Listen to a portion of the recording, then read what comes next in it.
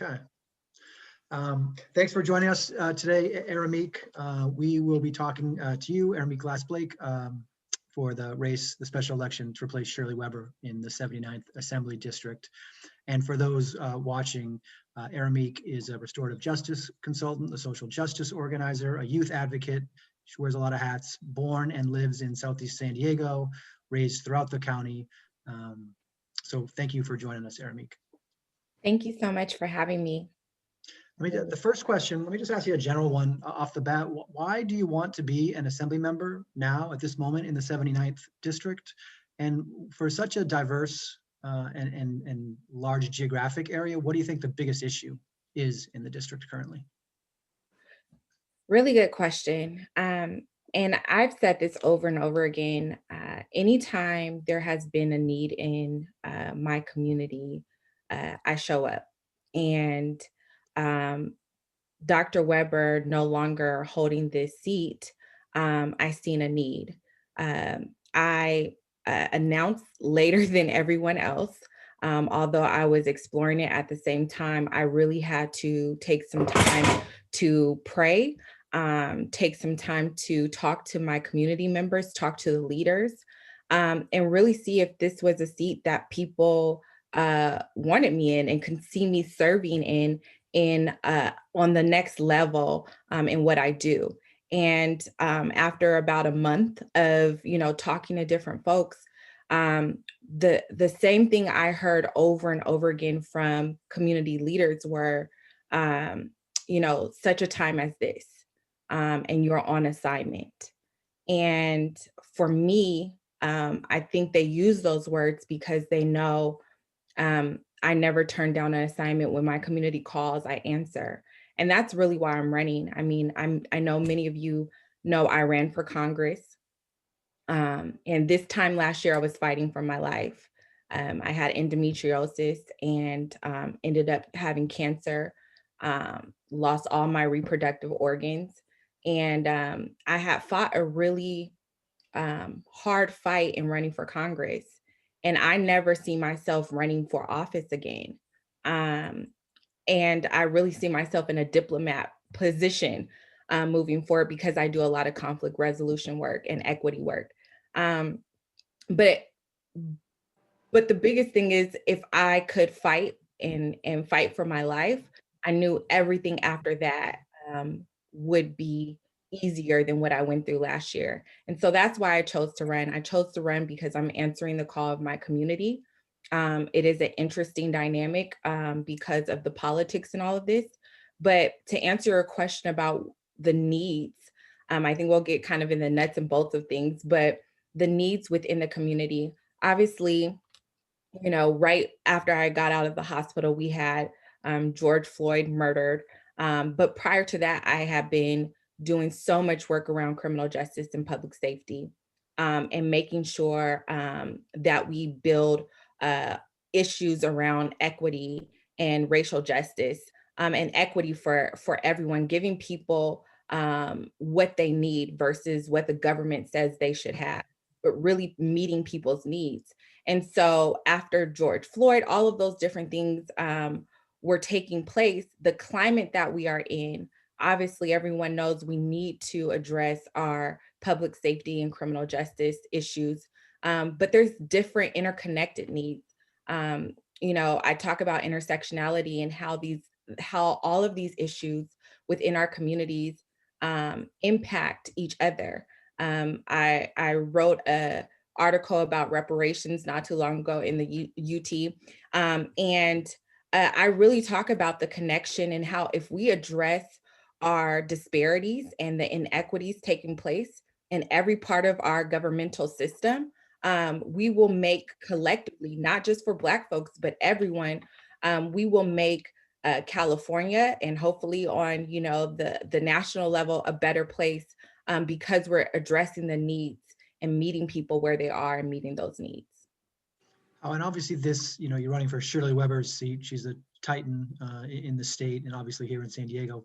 What part of her record do you most respect? And then related, how are you going to bring her ideas, or what would you do differently in Sacramento than Shirley might have done? Yeah, the parts that I respect are the criminal justice parts. Um, I talk about how some things have been watered down because of uh, uh, political special interest. But overall, I love how unapologetic Dr. Weber was around criminal justice and public safety. And one of the things that I think is very similar with myself is although I am, on the front lines, unlike most politicians, I'm out there getting arrested. I'm out there on the streets. I'm out there protesting. I've been brutalized. Like there's pictures everywhere of me, shutting freeways down. There's so much. But I also work in the back room with these officers.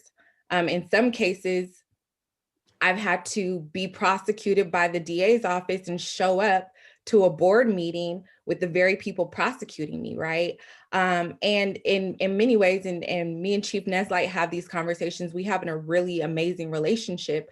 But there was one time where his son arrested me, and transported me.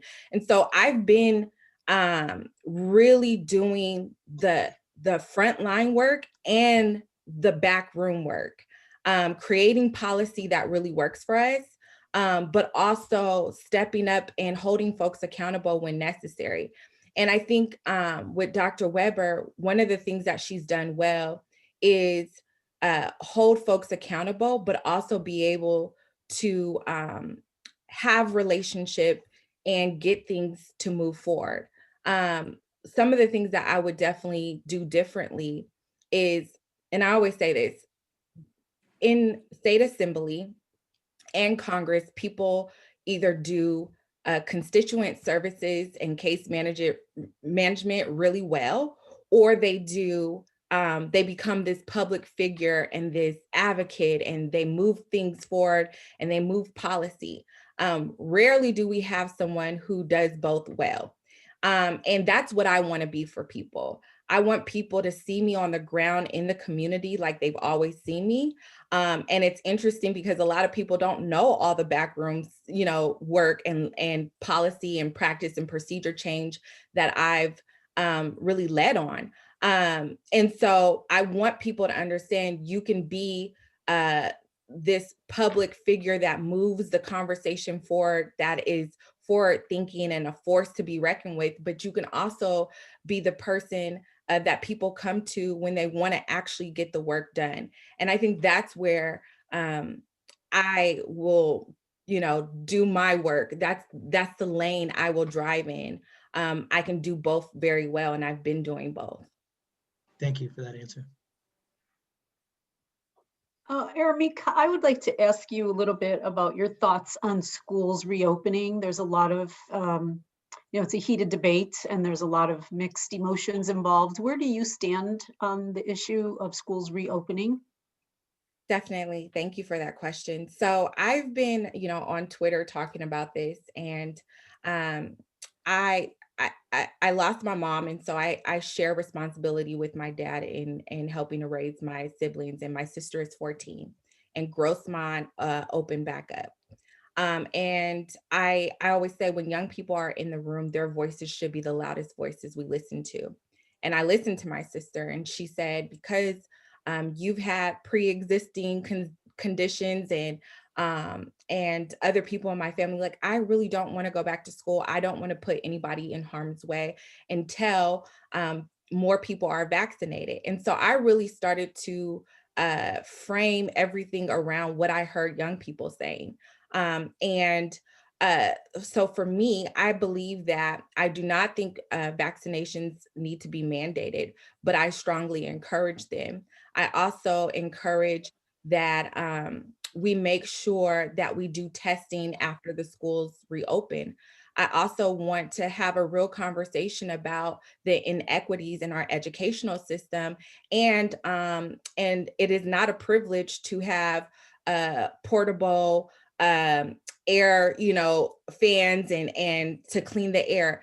Those things are necessary in this time, right? We need to have a ventilation rate much higher than what we have right now. So there's several things that need to be put in place. And I think one of the things and where we fail in these United States and even in California is that we move too fast instead of moving with wisdom.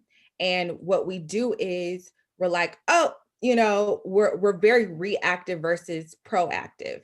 And I think in this case with opening schools, we've had more than enough time, but okay, if we put things in place right now to make sure that our teachers who want to get vaccinated, our students get vaccinated who want to get vaccinated, our parents and volunteers get vaccinated, and we make sure that we have PPE and everything necessary to open up safely, and we put a real plan in place, we can do this and be successful at it. But when we scramble and want to move fast and want to jump the gun just to please certain people who have this idea that we need to open up prematurely, I think is a problem. I think everyone is struggling mentally, socially. So I want to get these schools opened as soon as possible, but I want to do it in the right way to make sure that it's sustainable. We've been opening, closing, and that's part of the problem. So. Thank you. You're welcome. Have you had an opportunity to get the COVID-19 vaccine? And if so, did you take it? And if not, do you plan to take it?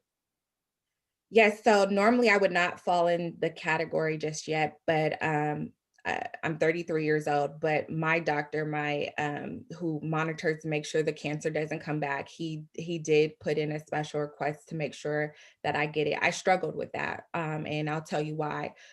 Within communities of color, we have had a huge issue around distrust within our medical field. And I say, my doctors have been absolutely amazing and saved my life. But the reason why the cancer wasn't found and I lost all my reproductive organs and everything was able to spread was because there's disparities in our healthcare system. And I've said, doctors do to Black women what police officers do to Black men. And that's controversial. I love my doctors and they're amazing. And they've had to call out other doctors for the disparities around people of color. And so I have to do a lot of hard work right now, which is I'm trying to run for office, plus get my community vaccinated, making sure that our seniors, there's disparities in, them being tech savvy, not having access to internet, not having access to computers, all of those different things. And so on top of that, there's a distrust, and I have to have conversations of, we can trust this. And I'm even going to take it myself and I'm going to get it. And my doctor told me I had to, and we argued about it.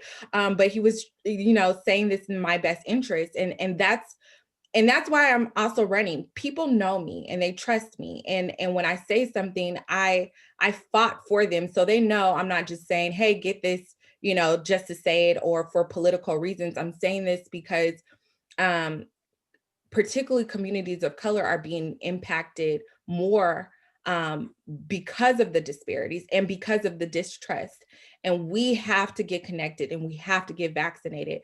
And so for me, it's not just about making sure I stay on top of my, health. And because my doctor told me, it's also setting an example for the community that I serve, and not just telling people what to do, but first leading with that as an example myself.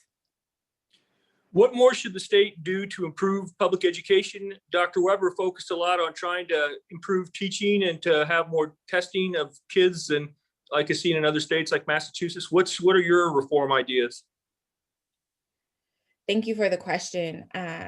So I don't want you guys to get frustrated with me, but you're going to hear equity, equity, equity, and more equity. And I think we're in a time where we've seen all the inequities within the school system. And I think I know my strong suits. So I am very much wanting to address our educational system and the inequities within that. But one of the things, and a lot of people may not know what restorative justice is, and what restorative practices are. But there were multiple articles that came out that students of color, Black students, were suspended and expelled at a higher rate than their peers, and how those suspensions and expulsions contribute to the school to prison pipeline. And those are the things that I've been addressing and want to continue to address, and how students with IEPs, students who learn differently, students who take tests differently, all of those things need to be addressed.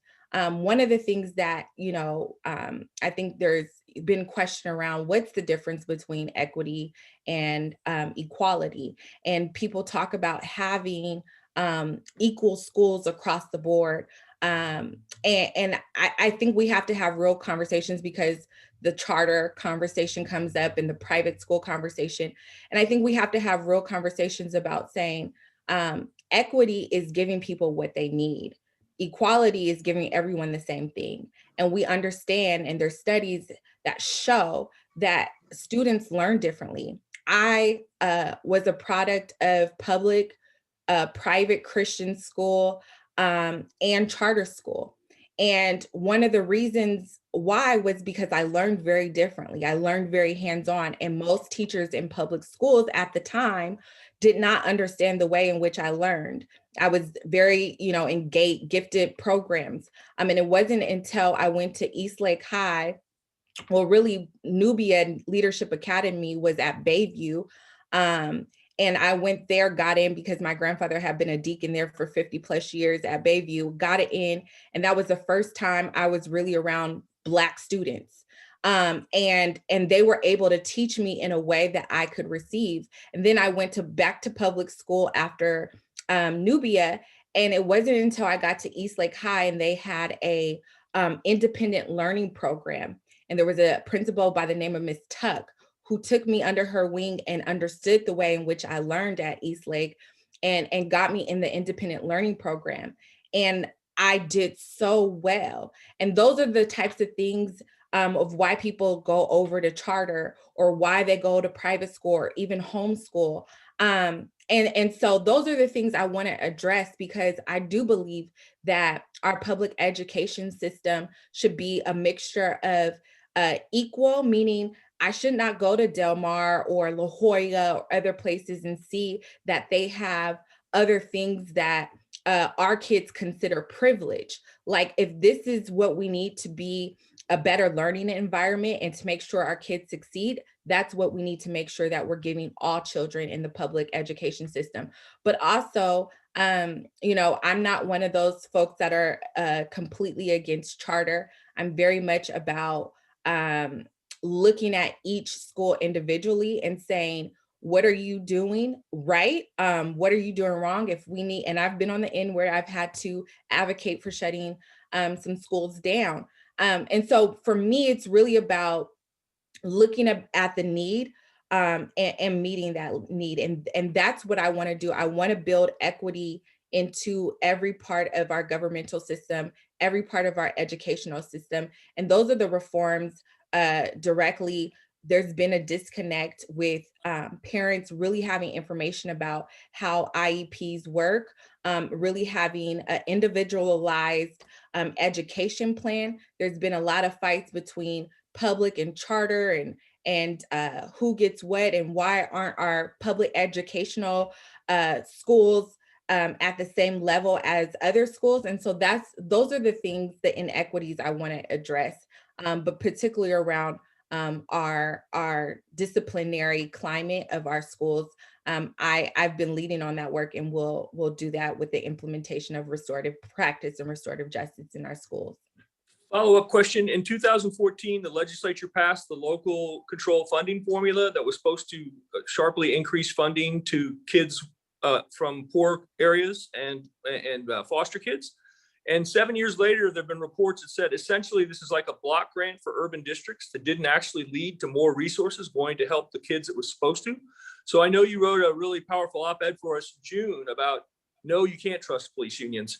I just wonder at this point why people would trust teachers unions to do the right things, since they're so powerful. And you pass this funding formula thing that's supposed to help poor kids, and 7 years later, there's no evidence it's helped poor kids. It doesn't seem like good faith.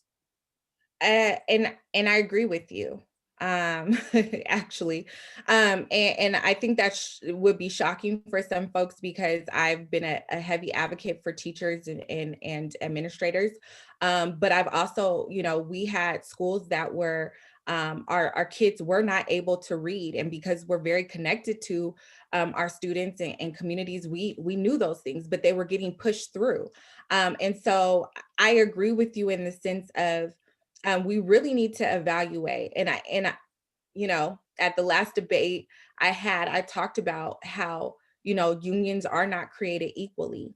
And many times it is the labor and union heads that are making decisions that the members don't always agree with. And so I am really connected to teachers on boots on the ground, and so I do know that they're not in agreements with everything that takes place. And that's where I get the call. And those are the things that I want to change, is really looking at the local control and accountability plan and the LCAP and really figuring out how do we reform and really transform how we are measuring things at this point, and making sure, and I say this all the time, one of the reasons why I even got into politics was because people were coming into our community saying they would do one thing, but really doing something else. And once I started to follow the money and follow the power, I realized I had to get involved. And so that's what I'm going to be doing, taking a look at all of these things. And when I guarantee you, like you said, how do we trust these unions? Because when we follow the money, we see a trend of not doing right with what you said you were going to do. But the unions do exist, and you've got people on both sides, Yeah. either opposing or supporting what they're doing. So how would you work with them? So I already do. So there's a coalition called Invest in San Diego Families, and that's when the county was really fighting for certain benefits and pension and all of that, and negotiating. So I was a community organizer with SDOP is when I was doing the Invest in San Diego Families, San Diego Organizing Project, and I was an organizer previous to that as well. So working with the union members, I've always done, and I always supported when it's something that's necessary and needed. But one thing I don't do, and I mean, if you, like I said, if you follow the money, I don't agree with taking all of this money from different people, because when it comes down to it, they're going to be looking for some favors and looking for a return. And for me, I'm able to look at everything from a clear vision. No one's holding puppet strings. No one's holding anything over my head. No one's saying, hey, Mika, we did this for you. And now it's time for you to do this for us. And so that's, I think, the difference in what we haven't had. You hear a lot of conversations about defund the police, but we don't hear the conversations about defund politicians. And that's what we really need to be talking about. Because if we defund politicians, a lot of the special interest issues that are taking place, and why things that we just don't understand, like, hey, that doesn't make sense. Why is that policy looking like that? Why does this help some people but hurt and harm other folks? Why? And that's because special interest is behind it. And so I don't mind working with the unions. I don't mind working with the members. I've already been doing that. But I will never conform or be bought or bossed by the labor and union heads. I will always come to the table. There are many that call me now. But I'm very clear about where I stand and what I stand for. So. Let's switch for a second to the pandemic. With the pandemic going on, how has this changed the way you looked at your community, rethought housing policies, transportation policies, things like that? I think, depending on who you talk to, people say, you talk to one person, they'll say, I'm really moderate. You talk to another person, they say, I'm really progressive. But I think the pandemic has really, I feel, made me a little bit more progressive in the sense of the urgency. I always felt like we needed to take some time to get to certain places to convince people that everybody needs a dignified, wage. Everyone needs, healthcare, all of these different things. And I always believed in that, but the way in which we got there, my approach looked a little bit different. And now there's a sense of urgency. In regards to how I look at my community, it's the same. We've been at the bottom, right? And within the 79th, we have places like Mission Valley, East Lake, Chula Vista. So we have some, middle class, communities. We have some, well-off business owners within the 79th. But to see what it looks like now, everyone is almost on the same playing field. But then that also pushed Black and Brown people more. We were already at the bottom, and now that pushed us further at the bottom. And we see these disparities show up in a way we already knew they were there, but this amplified everything. And then this also showed business owners and people who were doing well off before the pandemic or doing okay for themselves, that, in a split second, they can be in the same playing field as those of us that have been at the bottom. And I think for me, it has really been a unifier. It's been devastating for a lot of people, but it's been a unifier to have conversations that people weren't willing to have before. And people weren't open to having a conversation around universal health care and around what is actually needed in this time. And they've seen that everything can be snatched from you in a moment. And so we're having real conversations.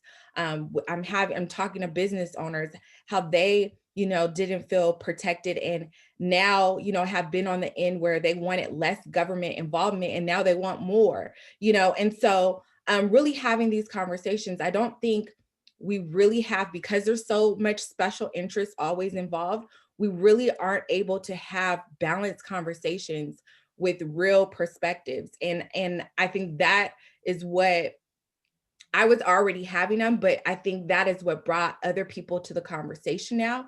And for me, I really feel like we can move forward. I really feel like if we have somebody who understands, in order to get to unity and peace, we must first go through justice, and understanding that that takes accountability and that takes equity, we can get this done. So for me, it's been hard, but it's been what I've seen a unifier, and we're going to actually be able to get some things done if we get the right person in the position. On the subject of housing specifically, the state hasn't done a lot in the last decade to bring down the cost to build housing. What would your approach be, or what do you think the legislature should be doing to improve the housing crisis? So I think we need to revisit social housing. I think we need to have a real conversation. We know how to solve some of these issues. And I think we need to have some real conversations about creating housing opportunities.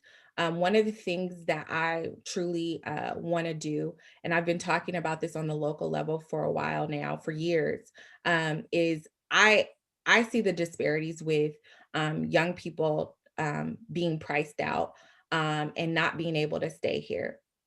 I see issues with, we have, and nobody's really talking about how much young people we have that are actually homeless. There's a school, Monarch, downtown, and there's a group called Home Court Advantage that does a lot of work with our unsheltered young people. There should not be, 15, 14, 12-year-olds unsheltered.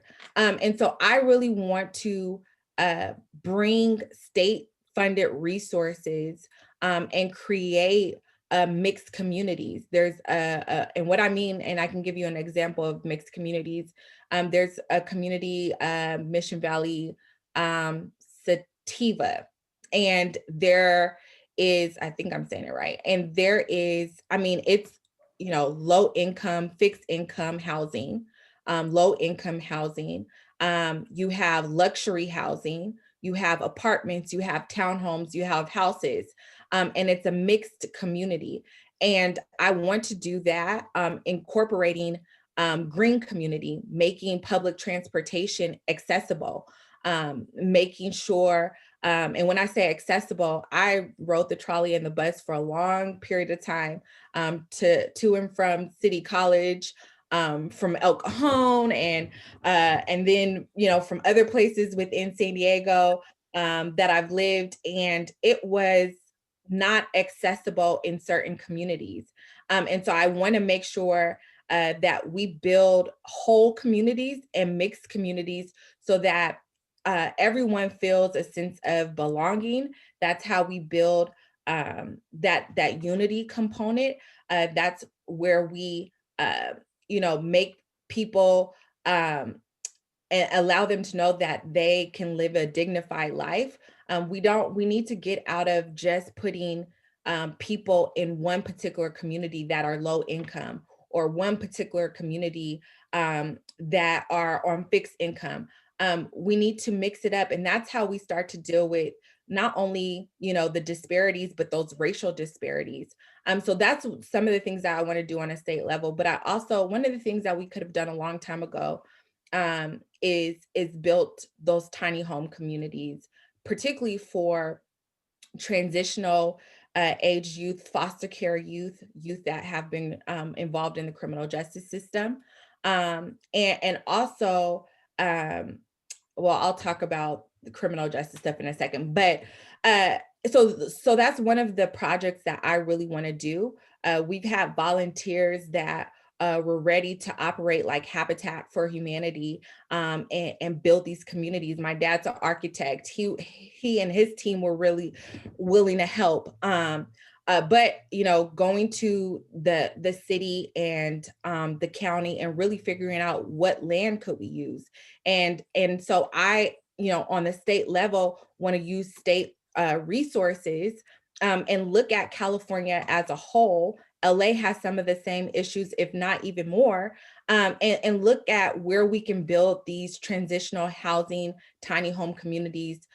So policy is one thing, but also creating programs that actually can be implemented in a way that people can feel and touch and benefit from. And I think a lot of times we get these policies passed, but people don't feel them. They don't know, like, how does that help me? And so those are some of the things, the initiatives I want to take to be able to get tangible, affordable housing built in our community in the 79th and in other places that need our help in California. You mentioned law enforcement. Let's kind of go there now in light of some of Shirley Weber's legislation, and through the equity lens you've talked a lot about. I think your reference to efforts being watered down by special interests was a reference to the use of force bill. And so I think I know where you may go with this, but tell me about what you would do for and about law enforcement, and how you would work to change that going forward. What changes do you think should be made in terms of law enforcement? That's a really good question. It's a lot, right? It's a lot. It's a lot. And I'll talk about the use of force bill in a second, but I want to start here. I think you'll hear a lot of, we need to reimagine what public safety looks like. And I'm going to push back and say, we've already reimagined what public safety could look like. It is a matter of getting people in positions of power who are willing to actually do the heavy lifting. And one of the things that I have a lot of family members who are firefighters, and I respect them so much. And it's not that I don't respect officers, because I have a great relationship with many officers, but the idea that, our paramedics and our firefighters have to go into some of the same situations as police officers, but they have not been trained to kill on sight. They have not been trained to do certain things. They've been trained to actually de-escalate. They've been trained to go in and save lives. And so seeing that many times our firefighters show up before our officers show up on these cases, and they don't take anybody's life, but as soon as the officer shows up, someone is getting brutalized or a life is being taken, we know that there's not just an issue with training, there's a culture issue, there's a heart issue, there's systemic racism issue, there's bias issue. There's so many issues, and we have invested so much in training. And so we really need to take a look at transforming how our officers are actually being trained, because we're investing in the trainings, but the trainings that they're getting don't work for our communities and don't work for our people. But we also need to talk again about equity. And when I talk to, I've lived all throughout San Diego County. And when I talk to other people in other communities, there are, white communities that want more officers and say the time that it takes for officers to show up and get there, it's too long. And then you have my community, Southeast San Diego, and surrounding areas who are saying, we are being over policed. And then we have reports saying that, we are stopped at a higher rate, but have less, contraband, and there's no reason for these stops. And we're being stopped for the color of our skin. And so we have to have a real conversation. I always say, I don't want to take officers from the communities who want them. You can actually have ours, right? Like you can have ours. But I also want to make sure that when our kids are getting bused into your communities or they're hanging out with their friends, that officers, no matter what community they're in, when they see a person of color, or anyone, because we know that our veterans have been brutalized by officers. We know that our unsheltered population has been criminalized by policing culture. And so I want to make sure that the most vulnerable people, when they are in these upper class communities or these white communities, that they are protected as well. And so we change the way in which we train our officers, and the way in which officers, we also need to have, we need the use of force standard, right? But we also need to have a database that says, hey, you don't get to brutalize or even, kill or abuse somebody in San Diego and go to National City. You don't get to, harm someone like Earl McNeil and then go over to Chula Vista or go to Oakland or go to LA. You don't get to be a police officer because you are held at a higher standard because of the power you do hold. And we are going to hold you to that standard. And we need a database that really clearly points that out. And we know that the police unions have been working against that. I'm not saying, and I'm not that one, because, I am a chairwoman over our chief of police advisory board. I sit on a board advising the city attorney. I sit, on the board advising the probation chief who just went to LA.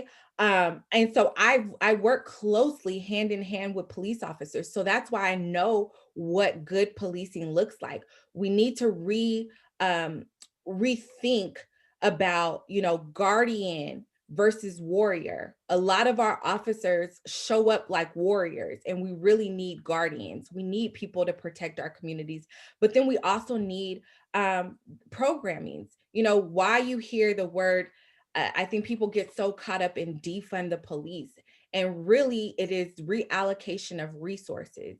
It's really saying, hey, we don't have enough PERT clinicians, and we don't have enough officers who are trained in PERT. How do we make sure that they are getting the training? But beyond that, there should not be officers responding to many of these calls. There should be a different entity that is showing up, providing mental health resources that, you know, does de-escalation. I worked in the mental health field for over a decade, and I had to do many of the things officers are doing every single day. And I had to do it without a badge or a gun. And I had to use my skills. I had to de-escalate. Now, when there's a mass shooting, when there's a bank robbery, by all means, warriors, go at it. But when there are people hurting in the community and there's community disputes and there's things happening around us, that people with de-escalation skills and compassion for our community, those are the folks that need to show up. And we have models for that. We have programs for that. But we need to make sure that they're funded and that that the infrastructure to be able to sustain it is there, and that they're supported by the state, the city, and the county. Are Democrats too tight with police unions? Way too tight. Way too tight. And that's why we can't get anything sustainable done. You know, that is the reason why. You know, we have to really, you know, and I'm not talking right. I think Republicans, I think Democrats, and I think everyone in between understands that special interest is what runs our politics. And so if we really want to have real conversations about changing policy that works for all of us, we have to make sure that we're electing people who are not connected to special interests, people who can sustain. One of the reasons why I've been able to get a lot of the policy practice and procedures change done around criminal justice, around education reform and education equity is because I've been able to organize and build coalitions with people who are in this group, multiple groups that cannot stand each other, leaders that don't always get along, but because they have the same interest in making sure our kids have an equitable education, because they have the same interest in making sure not another person gets harmed or killed by officers, or brutalized, or you know, prosecuted by a district attorney who's not operating fairly. Those interconnected pieces and that personal pain or that loved one pain, we're able to bring, or that passion, we're able to bring people together that don't agree on everything, but agree on these particular interests. And they know that when I'm bringing them together, I'm not getting money from anywhere. You know, if you guys look at where my money came from, it came from individuals, and it's not that much, you know, and I had to make a conscious decision to say, I will not be bought, I will not be bossed. And that's how things have worked for me in the past, is because I want my community to trust me. I want them to know that that I'm changing policy based on what is fair, just, and righteous, and not who's in my pockets or whose pockets I'm in, and why I'm questioning why I'm operating or passing this legislation. And so, yes, I wholeheartedly am passionate about taking special interests and union money, police union money out of politics. Switching gears to environmental issues, what more do you think can be done to limit the financial environmental damage that climate change is going to bring, and in particular wildfires in this district? So I am not an expert, and I try to always be as honest and transparent as possible. I am learning a lot around environmental issues. And when I was running for office before, I got asked a lot of questions because there was the Green New Deal, and what did you think about this, and all of these different things. And for me, one of the things I kept saying is I'm so far, I'm still at the point where I'm trying to convince communities that there are environmental issues and climate change is a real issue, because there's so many disparities in every other area that is not even something that we're dealing with or talking about. And I'm also trying to get folks to understand that in these most vulnerable communities, that when climate change and our environmental issues hit hard, we who are already at the bottom are going to be hit the hardest. And so for me, it's really looking about how do we implement some of our goals um, around transportation, around housing, around programs. So one of the things that I've done when I was working at Second Chance, we worked with, this is where I will work with the unions on, is creating programs to make sure that young people have a trade and education around those things, solar, really being able to, put in those charging stations, getting those certifications, working with the electricians and those who put those in. And so one of the programs that I did for vulnerable young people, but also young people who were involved in the criminal justice system, was with the Department of Labor, create these programs with local labor and trade, programs. And so those are the ways in which I think we know we need to make sure that, one of our goals is to get, to a place where we're at zero emissions. And we definitely need to put in those charging stations. We need to create easy access transportation within our communities to make sure that people that are growing across town and work in completely different communities, they have easy access within their communities. And when we're building new housing and we have new housing projects, that, charging stations and accessibility to public transportation is built into that plan, and creating those incentives. And so I think for me, it's like, I look at everything like this. We have the roots and the fruits, and I have to deal with the low-hanging fruits on some issues right away, and I have to deal with the roots at the same time. And so with the environmental piece of everything, I am not the expert, and I'm learning from different experts. But what I noticed is that even the experts are fighting on how we get there and what should be done. And so for me, I have to take a little bit from everywhere and create that plan. And that's one of the things that I'm committed to getting better in, is, not just being that advocate and educating our community on the low-hanging fruit and how this is going to impact us in the long run. And I need you guys to get involved and do your part, but also kind of getting into the nuts and bolts and putting together a more comprehensive plan and building off of the plans that people have already created around environmental justice and issues. But for me, my priority right now is to deal with the low-hanging fruit, implement state-funded educational programs, particularly in the most vulnerable communities, to get educated around our environmental and climate change issues, but then to also create jobs that are building of these different accessibility and charging stations and all of that. Those will produce jobs as well. And so getting our folks trained in those trades to be able to implement that. Aeiramique, you also mentioned disparities in different areas, and we have seen disparities in communities of color when it comes to the pandemic and COVID-19.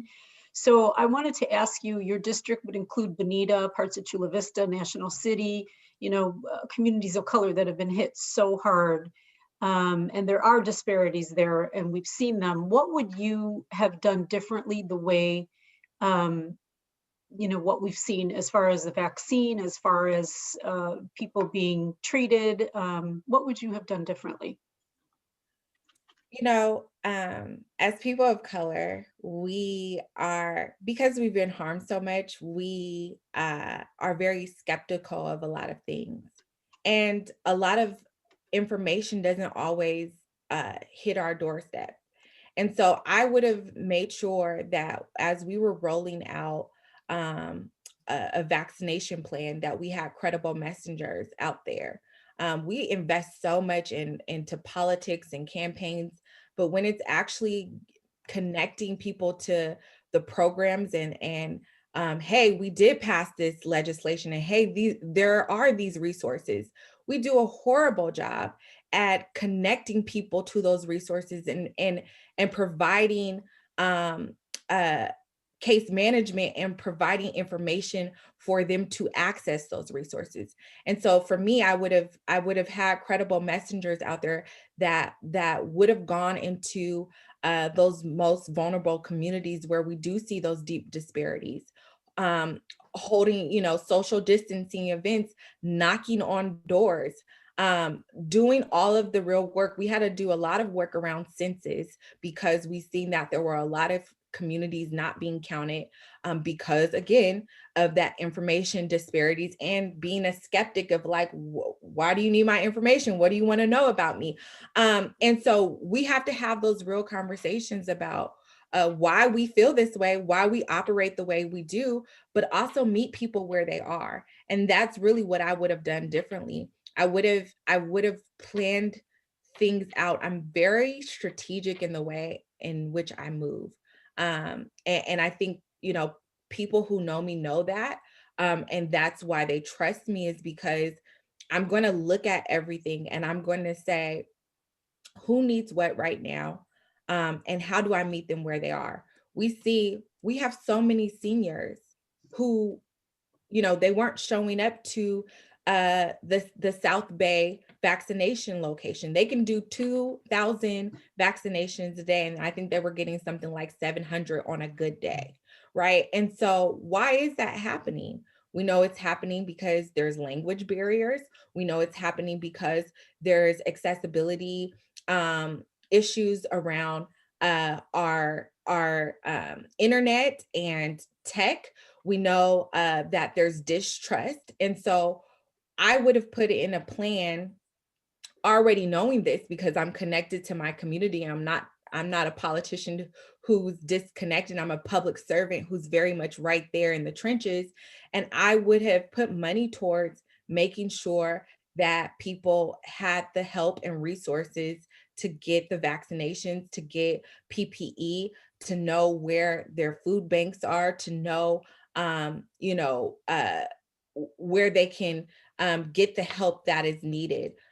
Even with, schooling supplies, COVID has hit on every level, and we've seen a disparity on every level. And so I think that's what I would have done differently, is really, because I'm connected to the community, been able to address it in a way that met those who are missing, who need this the most, getting them connected to what they need. And I think, I just want to say this further, Ms. Laura, is that I think Lorena Gonzalez, who she has done a really good job of that constituent case management services. And then I seen that there was a vacancy, like with the vacancy that is now being held, who's taking care of, in her district, they have call centers, all of these different things. In our district, we've had churches and community members and nonprofit organizations that have stepped up like never before to do the food banks and to try to get vaccination centers at their churches. And then I seen that there was an issue with call centers. There were no call centers to make sure that there was a number that, other than 211, that people could call at a location they could trust. So I've been working on that with some of the churches within the 79th district that I already work with on some other things, but to possibly get a call center. And that's with no resources, and I'm running for office, but Lorena was able to do that within her district. And I think that's something that I would have, if I was sitting in the seat, I would have been doing as well. Thank you. How would you evaluate the job that Governor Newsom has done, whether it's with coronavirus or other issues that matter to you? And are you interested in the recall in any way? You asked me a hard question right there. That one got me. I have opinions. I was a really big pusher of Gavin Newsom. I was excited about Gavin.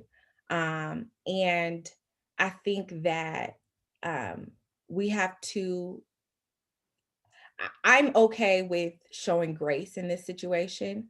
I think that everyone has been learning as they go.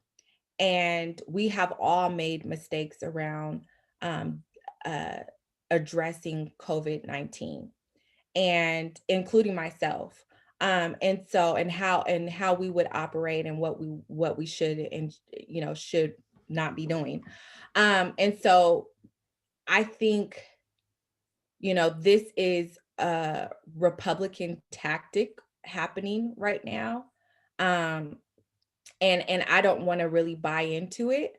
But I'm not also going to let Gavin off the hook. I think Gavin listened to a lot of people all at once at the same time, and he was all over the place. But I know that prior to COVID, a lot of the things and the ways in which California was trying to move forward, Gavin was working really hard to get us there. And so I like his style. I like how he's willing to bring people to the table. We're similar in that, willing to work with everyone. But I do think that, in many ways, the ball was dropped around COVID. But I have to show grace, because if I look at, I was watching New York, my best friend, he's in New York, and, I see where people were trying to figure it out. Our leadership was trying to figure out how to go. No one messed up as big as our former, President Trump, but I definitely think that special interests even played a part with Gavin. Am I interested in the recall? I'm not interested in supporting it, no, because as you see, we have our former mayor who, um, he and I, did not agree particularly on how to address our unsheltered um, uh, brothers and sisters on the street every single day, and the criminalization of them. So I can't imagine if the damage that was done by him on a local city level, what could be done as governor. And so no, I'm not interested in supporting the recall whatsoever. But I think we need to hold Gavin accountable. I think we need to have some real conversations. And I think that this is putting a fire under him. And that's why we recently got a nice package for our communities within California. So I guess that's where I'll say on that one.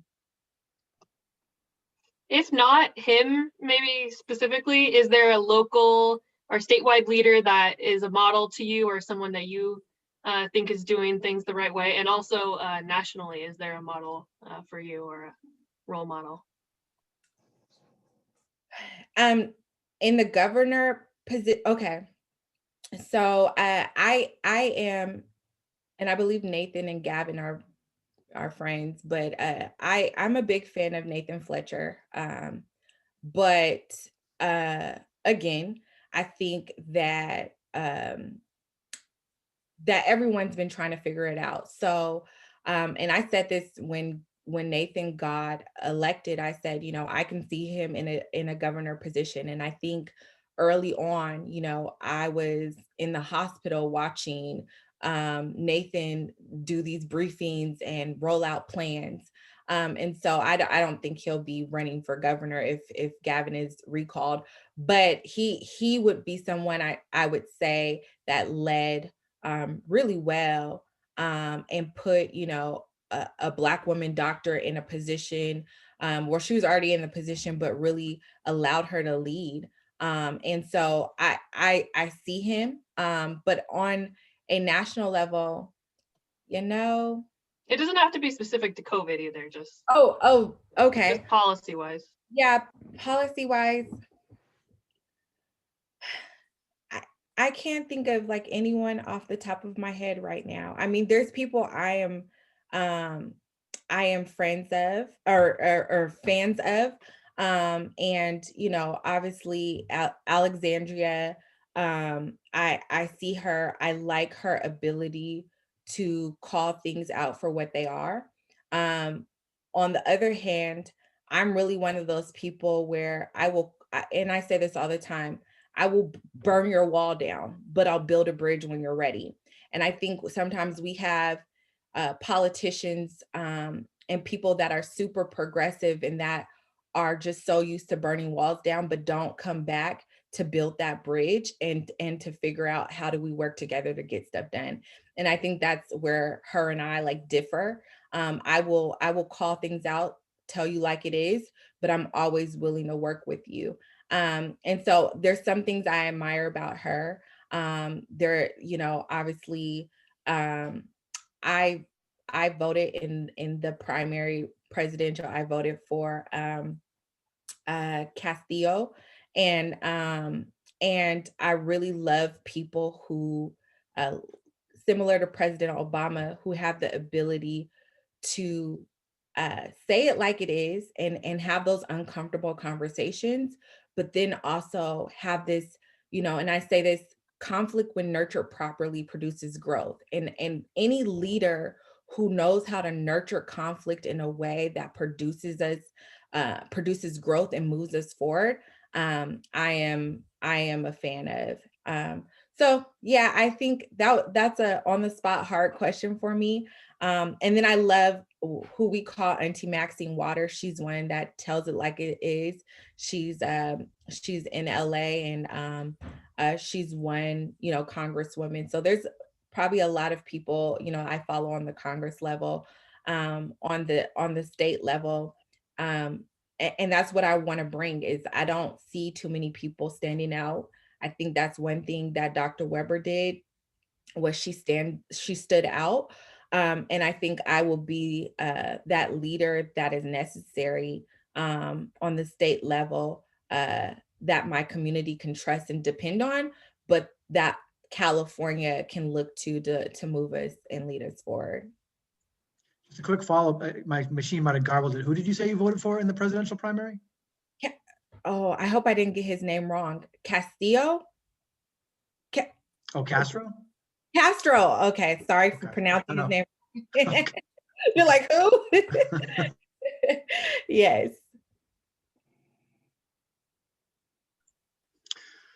Okay, well, that's an hour right there. Any other follow-up questions or any other questions by members of the board? Seeing none, Aeiramique, thanks for your time. Why don't you go ahead and in closing, kind of give us your 30-second elevator pitch for why voters should pick you. Thank you so much for having me. I really appreciate it and enjoyed this interview. I really think that we need an independent person that's going to work with people from across the aisle. Someone who's unbought, who's unbossed, someone who can't be bullied, but someone who will work with everyone. Someone who you can trust, who will tell the truth. And someone who looks at everything through an equitable lens. We need someone who can deal with the low-hanging fruit, but also dig up the roots so that same rotten tree doesn't continue to grow. We need to deal with our deep-rooted issues, but we also need to address people's needs right now and give people what they need. And I will be that person, I think, all I can tell folks is look me up, AGB, vote for AGB.com. But not only look me up, call those leaders. There's a lot of people that aren't bold enough to say, hey, this is the one. And I understand the power structure, but see what's not written on the lines, see what's in between the lines, and understand the political power structure and look past that and look at what we need right now. And who we can trust, and I'm that person. And so I hope to earn your support. I'm very accessible. I want people to know that I'm not only going to be a fighter, but I'm going to be a nurturer, and get us what we need. So thank you. Yeah, thanks so much. I appreciate it. Take care. Thank you so much. Thank you. Joy.